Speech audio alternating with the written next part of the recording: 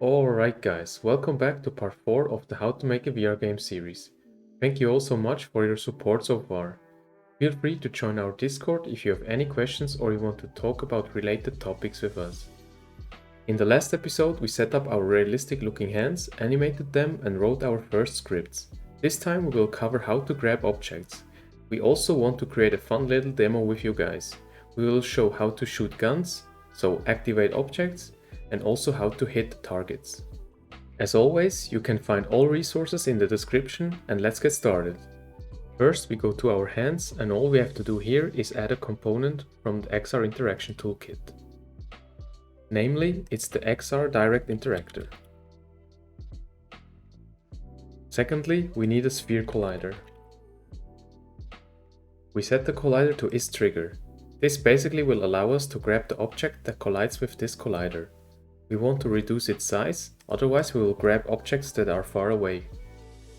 We put the radius to 0.1 and also we want to add a new layer. We're going to name this layer Interactable.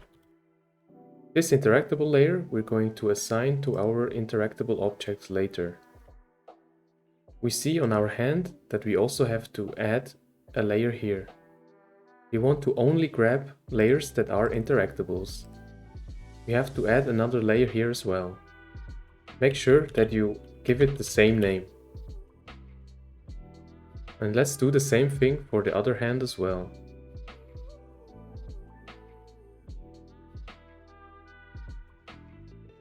Great, we set up both hands, but there is one more important thing.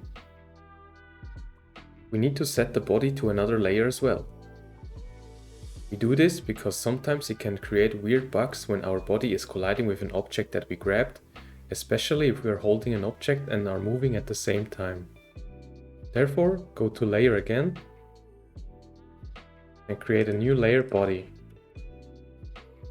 We're going to assign this body layer to our XR origin. Make sure that you are assigning the layer only to this object. Now we have to go to our physics settings. So open the project settings,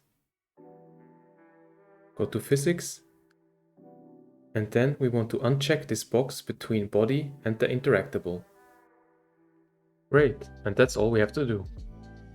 We will now set up our cubes to interact with. First, since we can't move yet, move this cube closer to us so we can grab the cubes from this cube. Look where our rig is and then position the cube close enough so we can interact with other objects on it. Then let's set up our cubes. We're going to copy this, move it up and scale it down. Let's give it another color and then we're going to add a rigid body and an XR grab interactable. Also, we have to give it the interactable layer that we declared before. The collider is telling our hand when the hand is collided with the object. The rigid body makes sure that the cube is affected by gravity, so other objects can touch it or bump into it. And if we don't grab it anymore, it will fall down. If you don't want it to fall down, you can uncheck Use Gravity and use is kinematic, which basically means that it will be stuck in the air. We will use gravity, and one more thing we have to do here is set the layer to interactable. Let's move it a little bit closer so we can grab it more easily and make 2 copies of it. And now let's test if we can grab it. Great, as you can see, we can grab the cubes. And we use gravity, which means they will fall down if we don't grab them anymore. As you might have noticed, there are 3 different movement types on the XR Grab Interactable. We have instantaneous, we have kinematic, and there is velocity tracking. Let's test all 3 of them and see how they behave in game. Let's look at the instantaneous. Instantaneous will disable the rigid body component of the sphere and only move it without affecting the physics. So we will be basically able to move our object into other objects without them being affected in any way. Kinematic, on the other hand, is similar to instantaneous with the difference that the rigid body is affecting other objects. so we will be able to push other objects. Also, the rigid body is active and updated every frame, which might cause slight jittering when holding an object and walking at the same time. Lastly, velocity tracking, similarly to the kinematic movement, is affecting the rigid body of other objects. And therefore we also experience slight jittering. The difference is that as opposed to the kinematic movement type, the velocity tracking will collide with all colliders in the scene, and not just with other rigid bodies.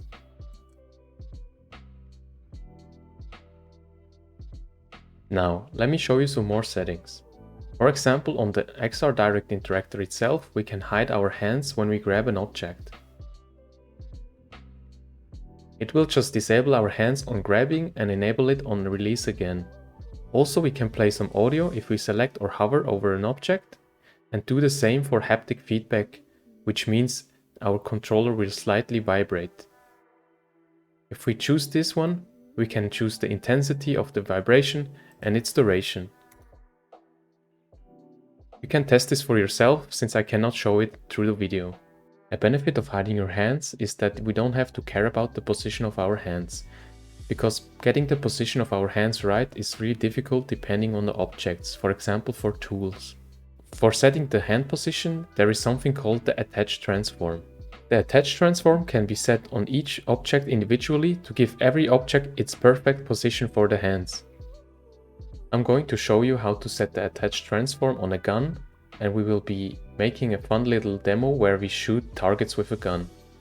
For this you can just go to the description and download the Weasly Gun Target. If you have this, you can just import it like before. You will see the sound effects for the gun and target, some prefabs for the gun and target, and their models, materials and textures. Import all of that and let's position our prefabs in our scene. Let's take a look at our prefabs. We have a bullet, a gun and a target. Let's look at our gun. As you can see, our gun has a rigid body so it can interact with physics, and we have two box collider. You might ask yourself, why two? But let's click on the edit collider and you will see that one is for the main part of the gun and one is for the handle. And then we have an XR grab interactable, which you know by now already. Lastly, we have an audio source, which plays the gunshot when we shoot our gun. One last thing that's missing is a script that allows us to shoot the gun. Secondly, we have a target, and on this target we have a box collider and a rigid body as well. The box collider is there so we can know when we hit the target. The target is kinematic, so it is always staying in the air. And here as well we have an audio source which plays an audio when we hit the target with our bullet. Lastly, the bullet, it just has a sphere collider which then can collide with the target, and a rigid body which is set to its gravity so it can fly through the air. Before we write any scripts, let's set up our scene. We will copy our floor and set it as a background. Then we will place the gun on our cube, so we can just easily grab it, and then we're going to position some targets.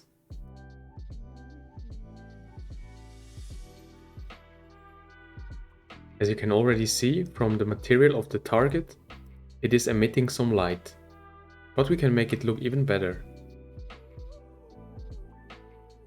We reset the transform and add a volume.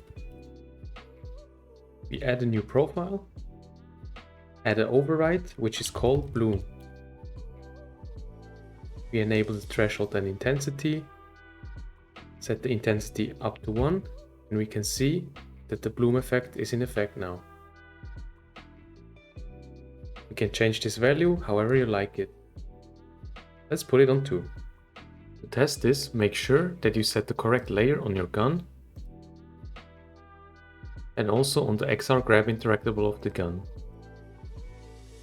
And set the interaction manager in our scene.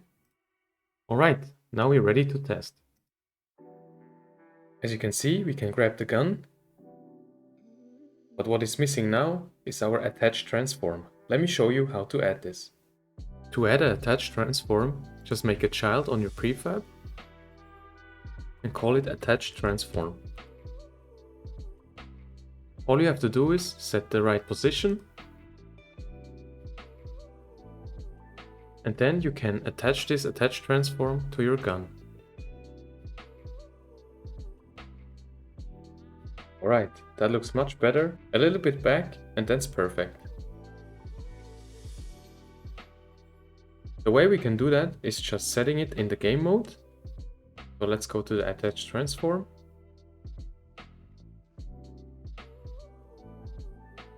And we can position the attach transform a little bit forward and test it out again. Okay, much better. Let's put it a little bit upwards, a little bit forward.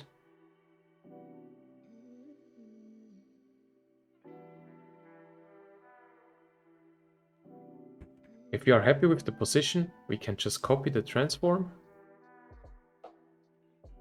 exit the play mode, and enter our data here. Great. So guys, obviously what we need now is a script for our gun to shoot our bullets, and then for our target to be affected by the bullets. So let's create a script folder in our gun folder and create a new script for the gun. Let's first delete what we don't need. Then we will serialize two fields for our bullet and our bullet position.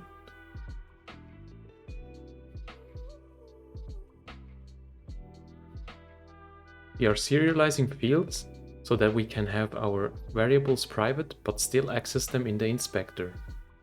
We want to get the game object of the bullet, but only the position where the bullet is shooting from.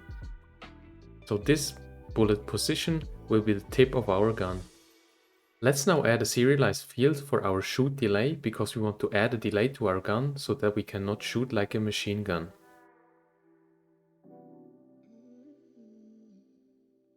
Great. Now we want to add a bullet speed and give the user a slider to set the bullet speed from 0 to 3000.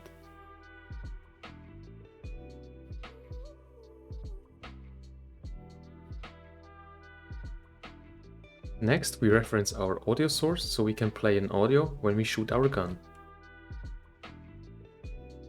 We add space back here, so that means we will have a little bit space in our visual inspector in Unity.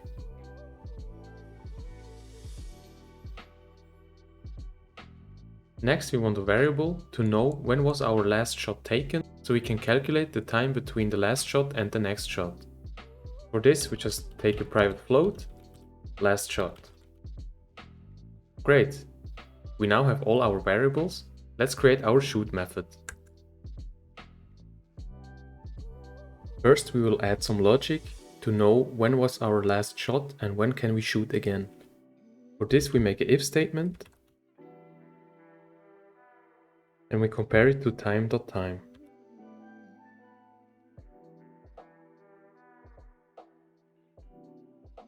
So this basically means time.time is telling you the time from when you started your game.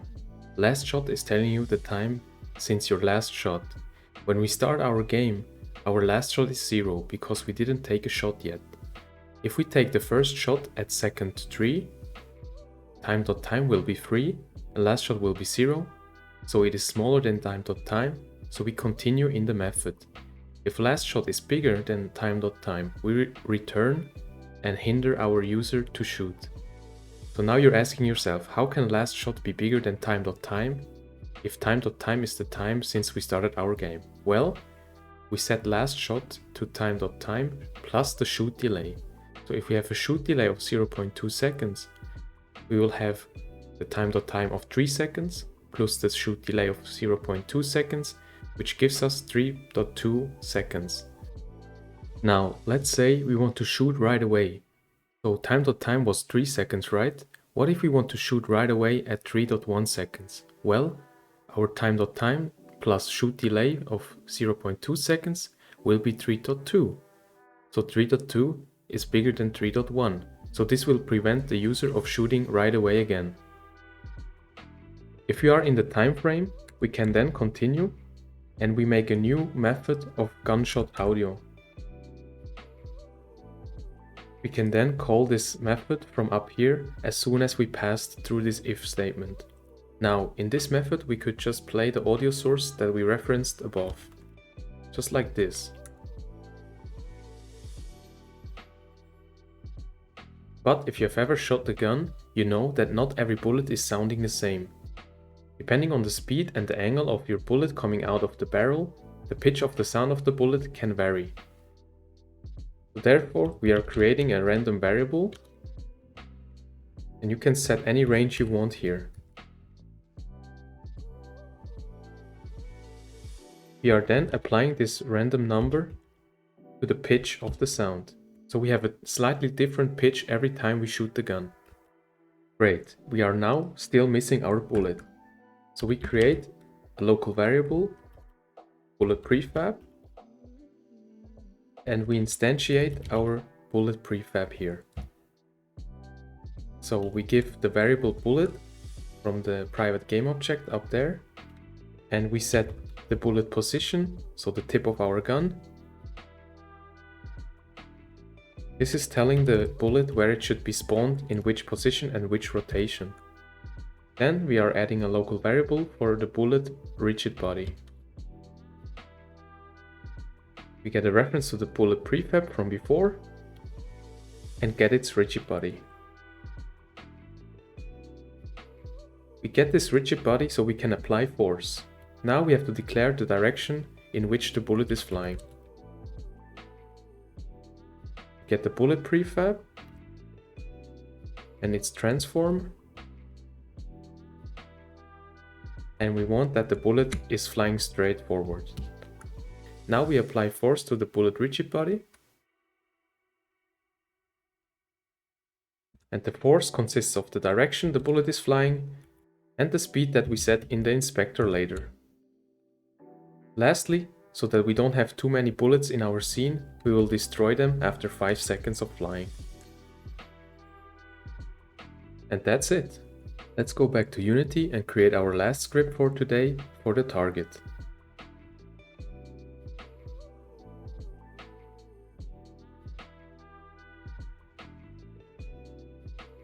First of all, we want to get the mesh renderer of the target so we can disable the mesh renderer, which basically is making the target invisible when we hit it. The reason why we don't want to disable it is because otherwise we would need another source to enable it again.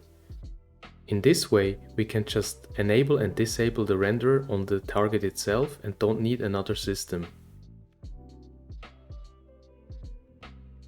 Next, we want to get the box collider so we know when we collided with the target, and the audio source that we play when we hit the target. Then we want to get a particle system, which is basically just playing some particles when we hit the target. We then declare a vector tree to be able to set the rotation for our target. We later want the target to randomly rotate all the time. Lastly, we need a boolean because we want to toggle between visible and invisible. The reason why we have yellow marks here is because it is best practice to make underscore in front of private variables. And for the class itself, it is just asking us if we want to add the class to a namespace. Let's just do that. Now let's create an awake method, and in this awake method we will assign already all of these variables. The awake method is called as soon as the game is started. We will assign this script to the target, so this means that the script is gonna search for a mesh renderer on the target itself. And the same for the collider as well.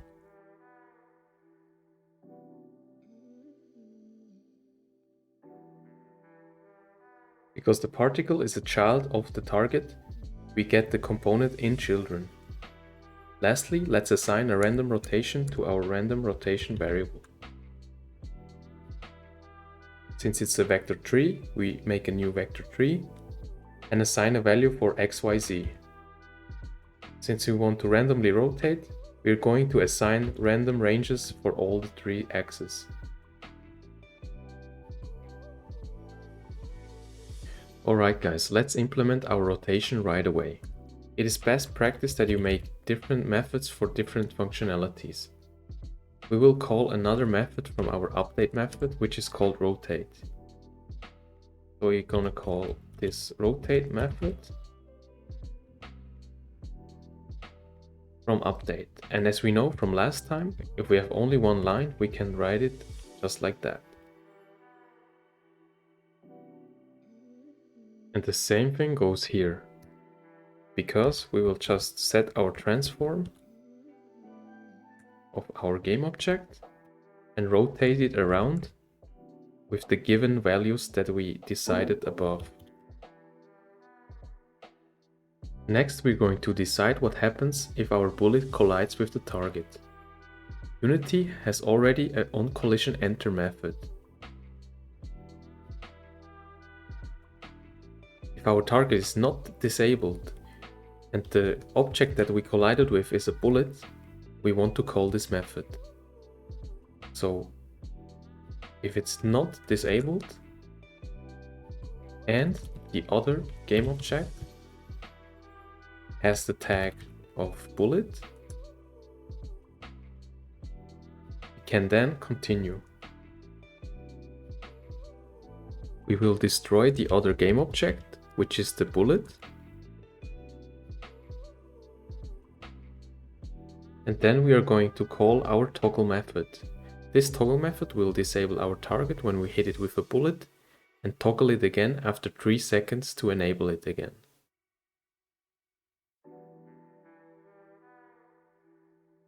We will then call another method which is playing our sound effect in our particle system.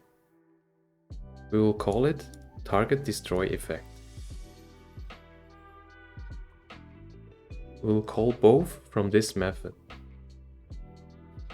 Great, we toggled our target, but then after 3 seconds we have to toggle it back again. So we will invoke it,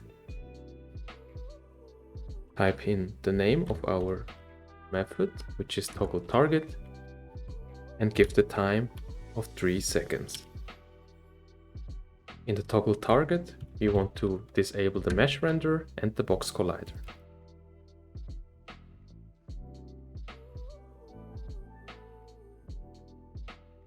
This line here is maybe hard to understand, but you have to imagine is disabled is for example true, then it sets the mesh renderer true and the box collider true, and is then turned to false again.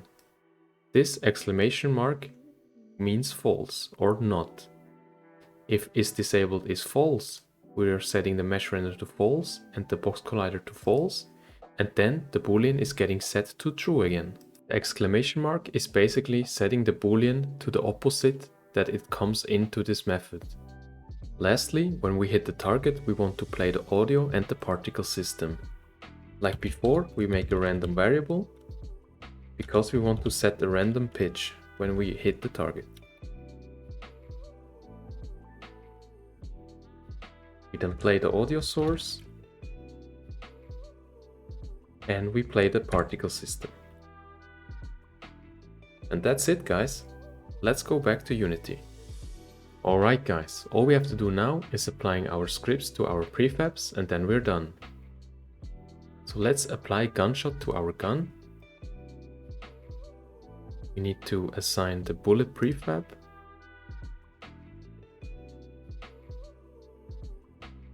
And the bullet position will be the tip of our gun. You can here adjust the shoot delay and the bullet speed. Let's put it on around 1000. Lastly, we assign the audio source and we are done on this prefab. If you remember, we have a tag for the bullet. Let's check if we have this tag. And as you can see, there is a tag for bullet. If you need to add a tag, you can just add tag. Go here. For example, type gun. And then you will have a new tag that you can assign here. Alright, let's assign the script for the target. Go to scripts, assign the target script to the target. We see that we don't have to assign anything here because we already do that in the awake method. All we have to do here is override. So all our prefabs will now have the same script. So we don't have to adjust it on every target we set already in the scene. Alright guys, there's the last thing we have to set.